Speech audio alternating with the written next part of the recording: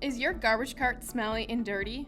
Food, sticky liquids, and other items make your garbage cart smell bad.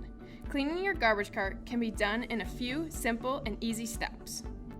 The supplies you need are a hose, organic soap, gloves, and a scrubbing brush with a long handle.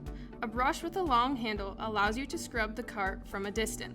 To begin, wet the inside of the cart thoroughly with a hose. Then, use organic soap and a brush with a long handle to scrub the walls, bottom, and lid of the garbage can.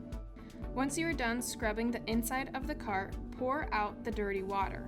Next, rinse the garbage can with water to get rid of any excess soap and debris. Repeat these steps for the outside of the garbage cart. These steps can also be used on your recycling and yard waste can. After a good clean, your cart looks like new.